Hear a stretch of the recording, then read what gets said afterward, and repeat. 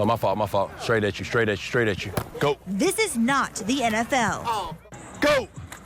But to Coach Darwin Salam II, this is better. If somebody would have told me when I was their age that I'd be here, I'd be like, man, you're crazy. I didn't make it to the league, but I'm happy that I'm here. Super happy. Salam is a coach, trainer, motivator. Got visualized success. Impacting Sparkman High School, Madison County, and the world. There's 24 hours in a day for everybody. What you do to maintain it and to maximize what you do at that time is up to you. In the fall, he's working with Sparkman football while running his business Squad Inc. inside Empire Fitness in Madison. Other hand up. Yeah, there you go. Go.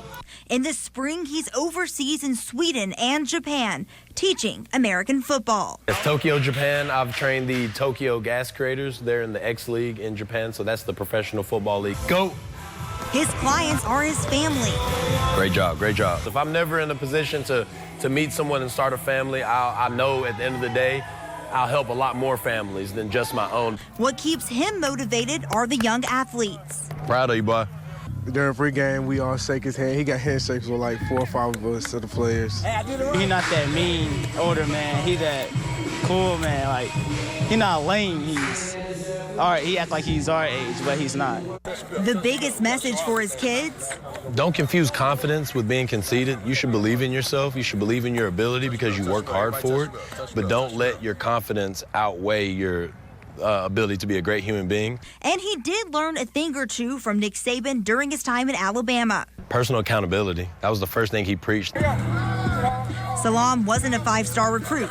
In fact, at Monrovia Middle, he didn't even start. And that kind of adds to my motivation and dedication with helping these guys, especially the guys that don't get as much playing time, because I was on a fast track to being a bench warmer until I hit a growth spurt. I've been 6'3" since I was 15.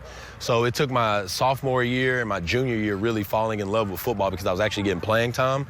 Why you got gloves on, man? Because it's all about the A today. Then he walked on to Alabama after playing 1 season at Stillman. When it comes to me as a coach, I just want to help people understand that football is not only a great sport as far as a physical output, but it's also a great sport as far as your mental ability and mental strength is concerned. So he's not playing on Sundays. You want to know what my problem is? I'm addicted to Friday night lights. And that's okay. His new dream is to help kids grow mentally and physically all across the globe. A lot of people kind of feed off of compliments. I don't do it for that. I do it to help people. I do it to stay positive, and I feel like I'm playing my role. Here you go. No, it's not the ice cream truck.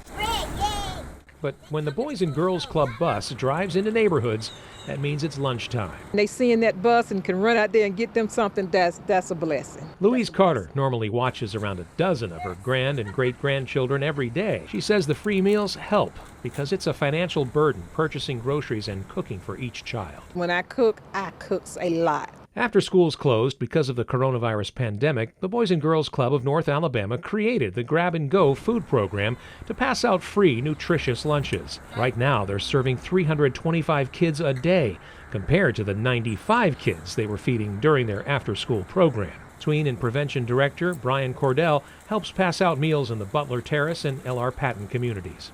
If I go to a parking lot of one of the apartments where our kids live, and we only have 2 kids in that, but there are 30 in the parking lot, and this happens every day, every one of those kids will get a meal. The Boys and Girls Club of North Alabama will receive a grant from the Community Foundation of Greater Huntsville's Emergency Relief Fund to help them continue to provide lunches to children in underprivileged communities. See y'all tomorrow. All right, thank you. And Carter is doing her part to make sure those meals go to children who need them. Even if my grandkids isn't here, and if I see some children coming through, if they're not here to eat it, it still goes to good use because I will give it to a child if I see them coming through. This is really chocolate in here. Here at Pizelle's Confections, their business is making people smile. That one's really, really juicy. And business is good. Absolutely. I mean, who doesn't like chocolate? They go through a lot of chocolate at their Low Mill locations, slicing off their little piece of the more than $20 billion worth of chocolate sold in the U.S. each year. But chocolate is in a bitter battle for its very existence. We haven't had really any issues with sourcing our chocolate, but I know that that's a big concern for chocolatiers. Indeed it is. The chocolate that we enjoy begins with seeds from the cacao tree. It's native to tropical forests around the world, especially Central and South America and Africa. And that has always been its Achilles heel. Because it grows only in warm, humid places, it's especially susceptible to fungus and disease. Frosty pod rot, swollen shoot virus, and witch's broom. That witch's broom, yeah, that will then spread rapidly throughout the population of those trees. Enter Jeremy Schmutz and his team here at Hudson Alpha. Through a grant from candy maker Mars Wrigley, they're saving the cacao tree by mapping its molecular makeup. They've created an improved reference genome for cacao. And what that is determining the DNA sequence, the underlying genetic code of a plant. Not all superheroes wear capes. Some stare at terabytes worth of data, making sense of these millions of clusters of letters. They represent the very building blocks of the cacao plant, what makes it grow better, bigger, fight off diseases, or not. Using these roadmaps, breeders can identify parts of the genome they'd like to see carried over into future generations of plants. Here's a bunch of trees that are susceptible to this pathogen, or here's a bunch of trees that have a really great agronomic trait or need less fertilizer to produce more cacao. And then say, it's easy now to use our existing resources to mine and understand what the molecular basis is for those traits, and then be able to put those back into the breeding pipeline again. I know what you're thinking. Holy cacao, they have made a confection connection that's going to keep us swimming in chocolate forever. They prevented worldwide chaos on the candy aisle. Well, it's a start. What they've done is streamline the process of selective breeding, something farmers have been doing in the field for centuries, targeting specific genetic traits to ultimately produce a healthier cacao tree and tastier chocolate. Selecting for the good stuff, you can also select against the bad stuff, thereby making a more robust plant out the other side.